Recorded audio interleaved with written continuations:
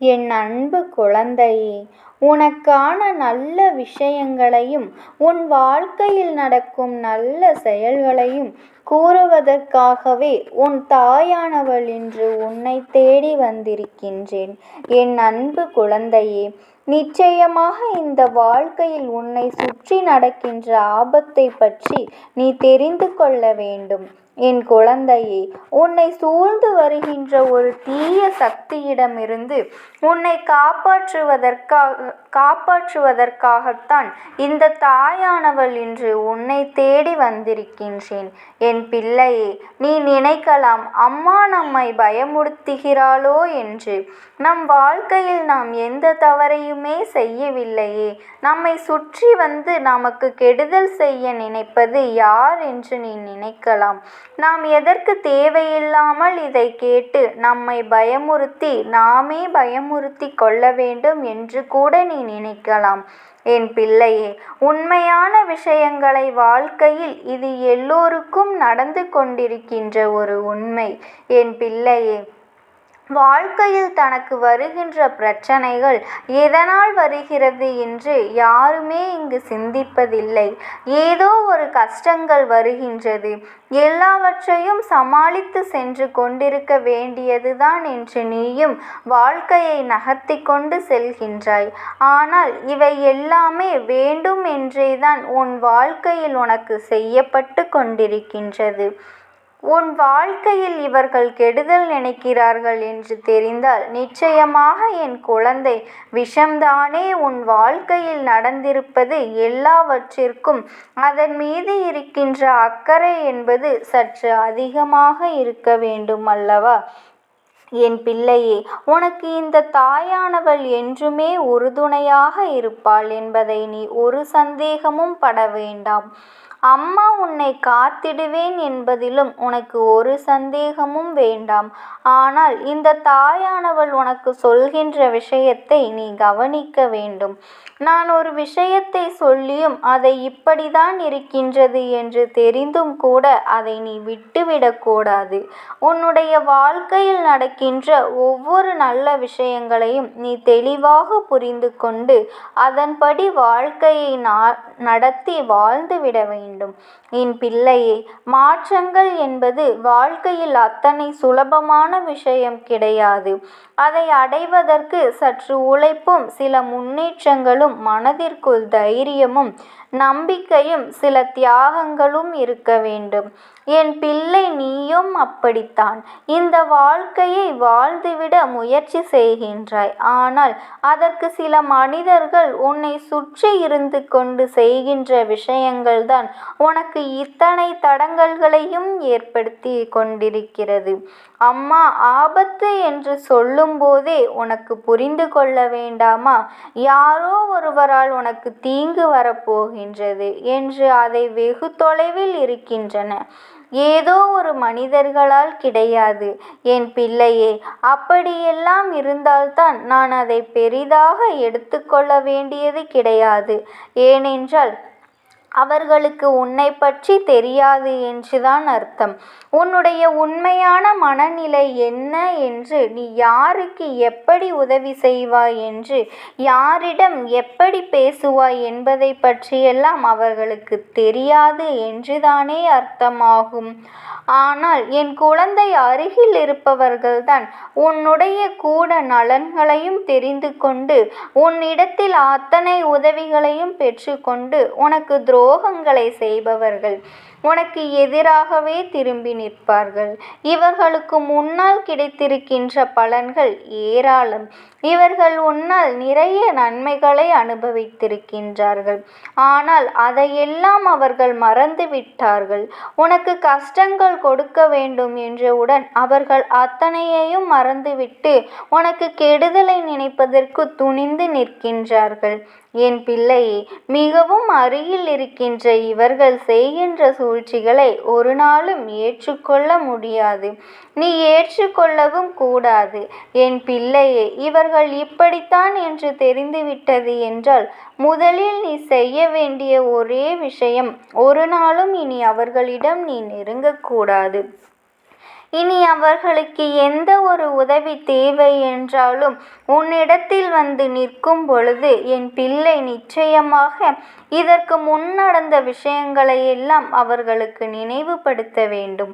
என் தங்கமே, நீ நினைக்கலாம், அம்மா என்ன இப்படி சொல்லுகின்றாள், நமக்கு கெடுதலை நினைத்தாலும் அவர்களுக்கு நல்லதைத்தானே செய்ய வேண்டும் என்று சொல்கின்ற நம் தாயானவள் இன்று அவளே வந்து அவர்களுக்கு மீண்டும் நீ உதவிகளை செய்யக்கூடாது என்று சொல்கிறாளே என்று நினைக்கலாம். என் தங்கமே, ஒவ்வொருவர் செய்கின்ற விஷயங்களை பொறுத்துதான் அவர்களை மன்னிப்பு என்ற ஒன்று ஒரு நாளும் கிடையாது. அவர்களுக்கு நீ மன்னிப்பினை ஒருபொழுதும் கொடுக்கவும் கூடாது.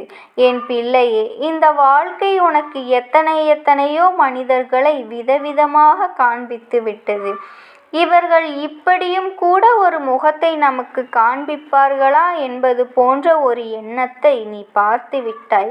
அவர்கள் பேசுகின்ற வார்த்தைகள், நடந்து கொள்கின்ற விதங்கள் என்று எல்லாமே உனக்கு பலவிதமான சூழ்நிலைகளையுமே கொடுத்து விட்டது. என் பிள்ளை, இத்தனையையும் கண்ட பிறகு மீண்டும் ஒருவரை நம்புவது என்பது நம் வாழ்க்கையில் சாத்தியமற்றதுதான்.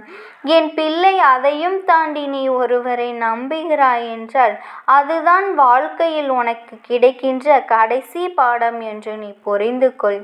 என் தங்கமே, ஆபத்தினை கொடுப்பவர்கள், உனக்கு கஷ்டத்தை கொடுக்க வேண்டும் என்று நினைப்பவர்கள் எல்லாம் திடீரென்று எங்கிருந்தோ முளைப்பது கிடையாது.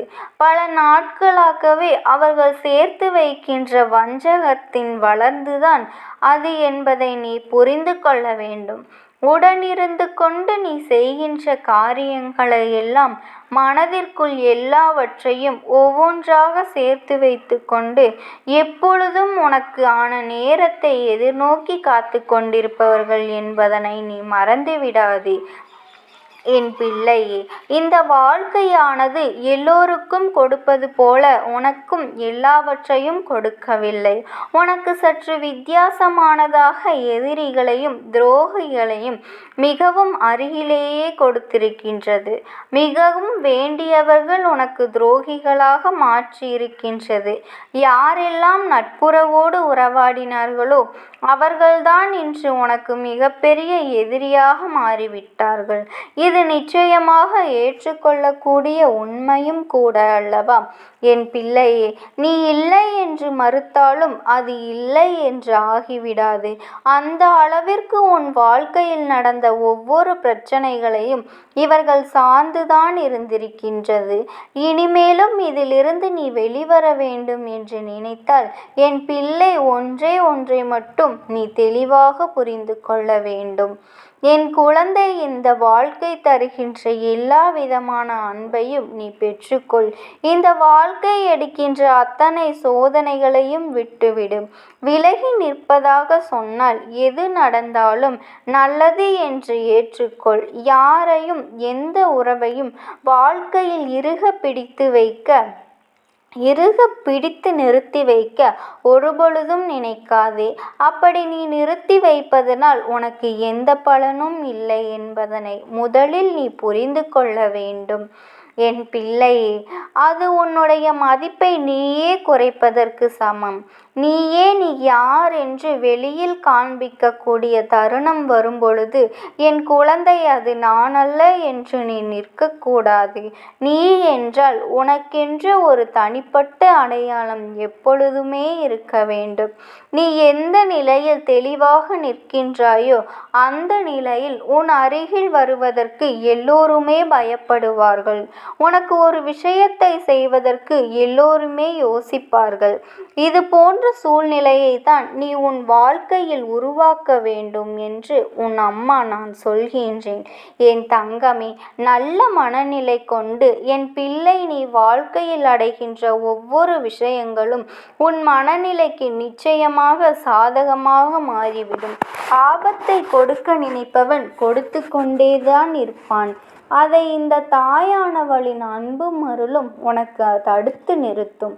அது மட்டுமல்ல, என் பிள்ளையினுடைய வாழ்க்கையையும் நான் சீர்படுத்தி கொடுப்பதற்கு இவர்கள் மிகப்பெரிய உதவியை செய்கிறார்கள். ஏன் தெரியுமா? என் பிள்ளை இது போன்றவர்கள் கஷ்டத்தை அனுபவிக்கின்றதோ அந்த பிள்ளை இந்த தாயானவளால் அதிகப்படியான நன்மையை பெற்று கொள்ளும் என்பதனை நீ மறந்து விடாதே. என் தங்கமே, உன் வாழ்க்கையில் இருக்கின்ற தெய்வங்கள் இந்த தாயானவள் எல்லோருமே உனக்கு உறுதுணையாக நிற்கின்றார்கள். அதனால்தான் என் பிள்ளை எந்த சூழ்நிலையிலும் எதை கண்டும் அஞ்சாதே. அதே நேரத்தில் சுற்றி வஞ்சகங்களை செய்கின்ற மனிதர்களையும் ஒருபொழுதும் மன்னித்து விடாதே. அவர்கள் செய்கின்ற விஷயங்கள் உன்னை ஆபத்தில் மாட்டிவிட்டாலும் அதிலிருந்து நீ லாபகரமாக வெளியே கொண்டு வர வேண்டியது என்னுடைய பொறுப்புகள். அன்பு குழந்தையே, இந்த தாயானவளின் ஆசீர்வாதங்கள் உனக்கு எப்பொழுதும் இருக்கும். நீ எதை நினைத்தும் கவலைப்படாதே, எதை நினைத்தும் வருந்தாதே. என்னுடைய ஆசீர்வாதங்கள் உனக்கு எந்த சூழ்நிலையிலும் இருக்கும். என் தங்கமே, எப்பேற்பட்ட சூழ்நிலை வந்தாலும் இந்த தாயானவளின் நாமத்தை மட்டும் நீ உச்சரித்து கொண்டே இரு. உனக்காக என் இரு கரங்களையும் நீட்ட இந்த தாயானவள் காத்து கொண்டிருக்கின்றேன். அதனை கண்டுவிட்ட பிறகு எதற்கு இங்கே சுற்றி கொண்டிருக்கின்றாய்? நீ இருக்க வேண்டிய இடத்தில்தானே இருக்க வேண்டும். என் பிள்ளையின் வீட்டில் உனக்கு என்ன வேலை என்று கேட்ட பொழுதுதான் அந்த ஆத்மா என்னிடத்தில் சொன்ன விஷயம் எனக்கும் என்னிடத்தில் இருக்க வேண்டும் என்றுதான் ஆசையாக இருக்கின்றது. ஆனால் சில விஷயங்கள் என்னை அங்கே செல்ல விடாமல் தடுத்து கொண்டு இருக்கின்றது.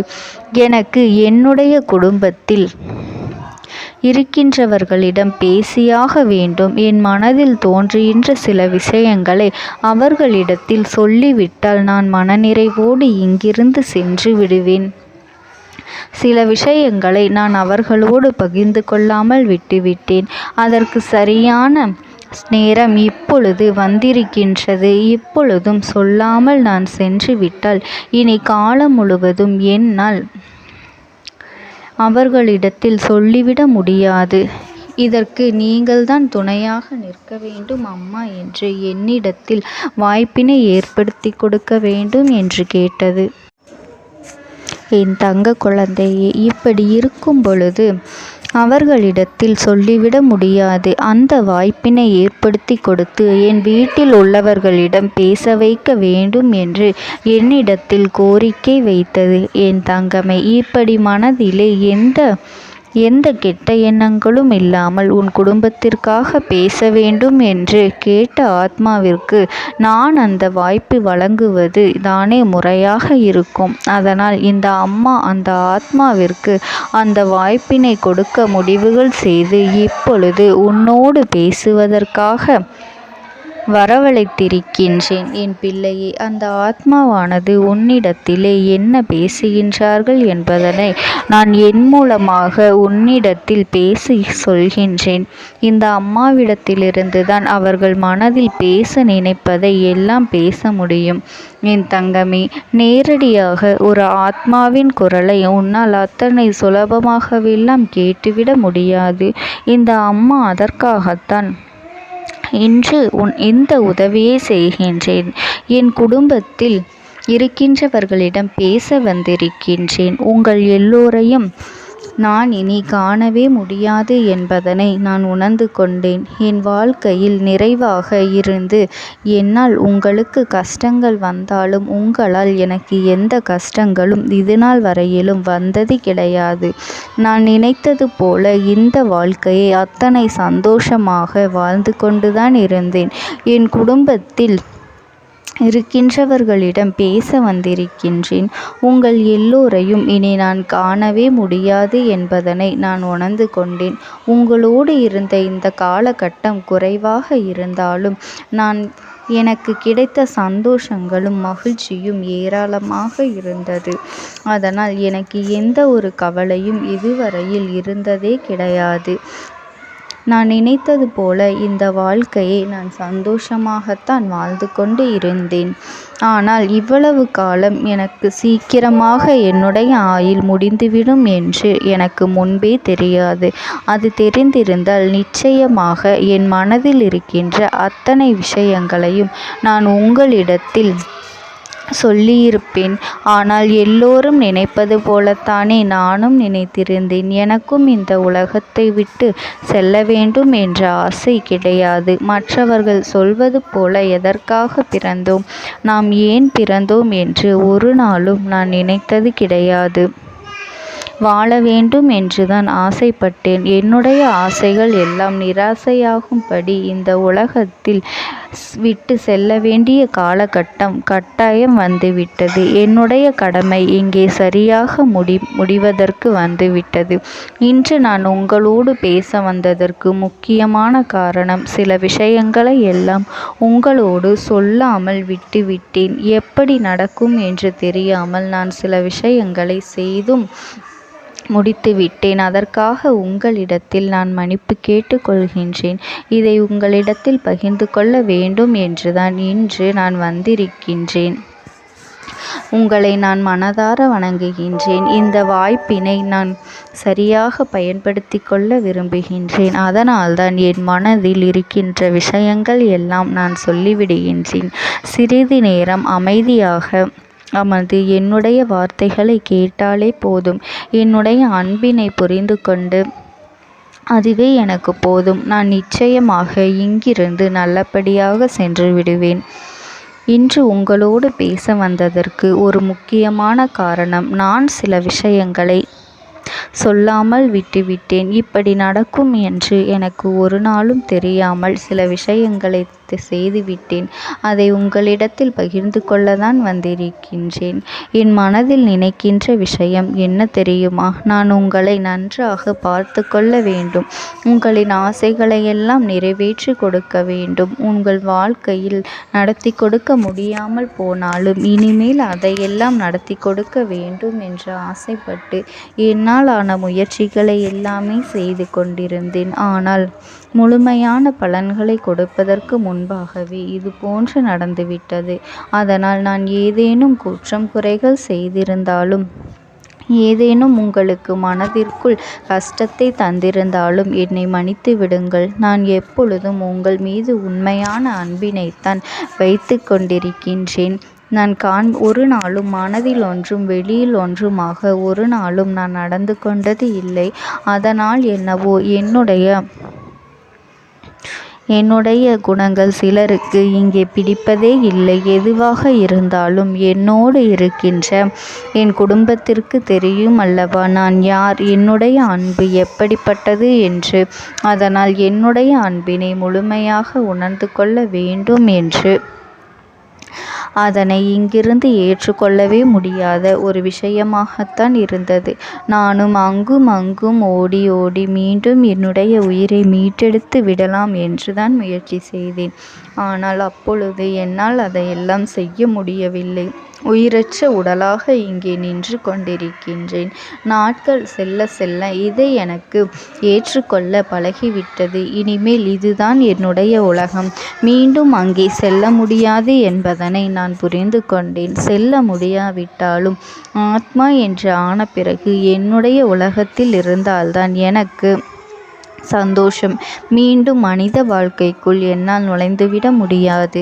எனக்காக இத்தனை காலமும் அன்போடு பழகி எனக்கு எல்லாம் செய்த உங்களுக்கு நான் சொல்கின்ற விஷயம் ஒன்றுதான். நடந்தது எல்லாம் நடந்துவிட்டது. நடந்த விதையை யாராலும் இனி மாற்ற முடியாது. இனி நான் உங்களோடு இருக்க வேண்டும் என்று நினைத்தால் கூட அது நடக்காது.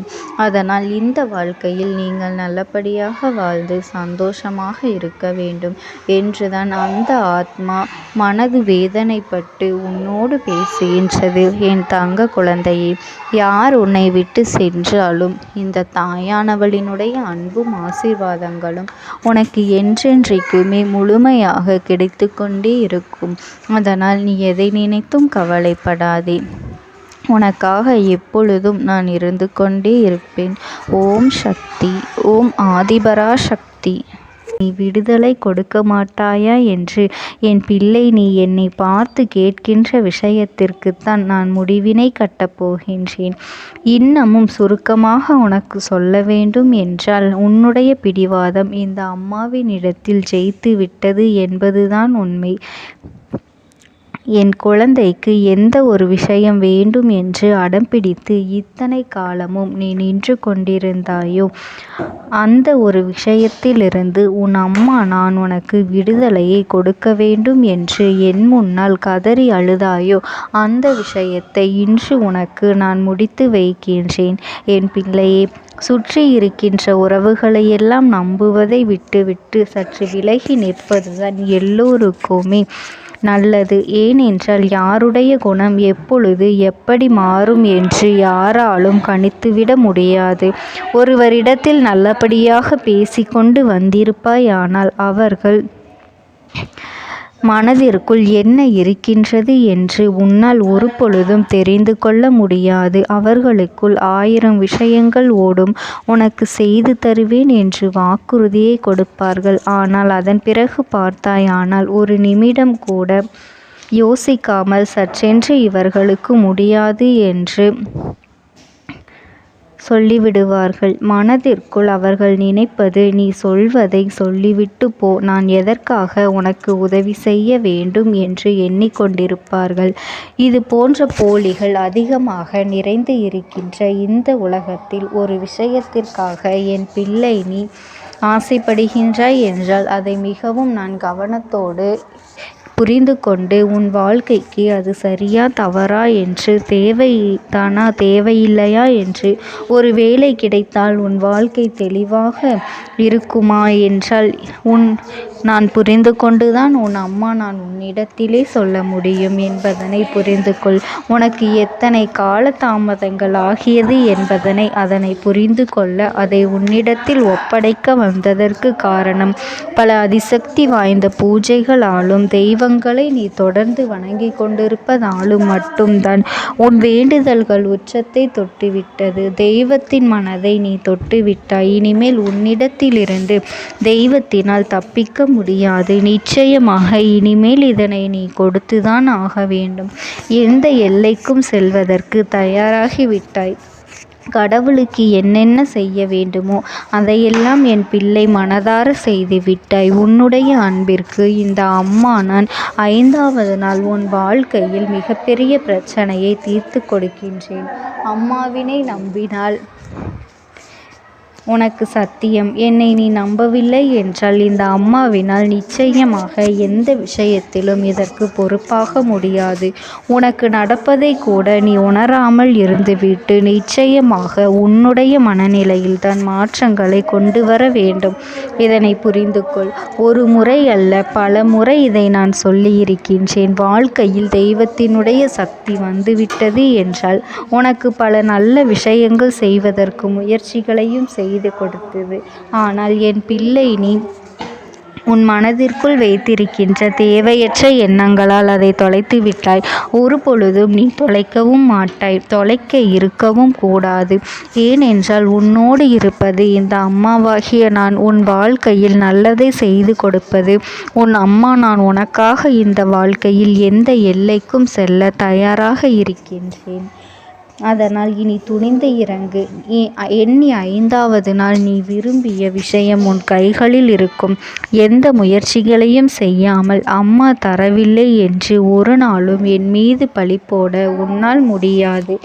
நீ முயற்சிகளையும் உன்னுடைய உழைப்பையும் சரியாக செலுத்திவிட்ட பிறகு நான் கொடுக்கவில்லை என்றால் என் மீது கோபப்பட உனக்கு அத்தனை உரிமையும் இருக்கின்றது. இதற்கு மேலும் என் குழந்தை கஷ்டத்தை சந்திக்க வேண்டிய அவசியமில்லை. எவ்வளவு தூரம் முடியுமோ அவ்வளவு தூரம் இந்த வாழ்க்கையில் உனக்கான விஷயங்களை நீ பெற்றுக்கொள்ள தயாராக இருக்க வேண்டும். என் தங்கமே, இனியாவது என் குழந்தை உனக்கு தர நினைக்கின்ற விஷயங்களை எல்லாம் தருவதற்கு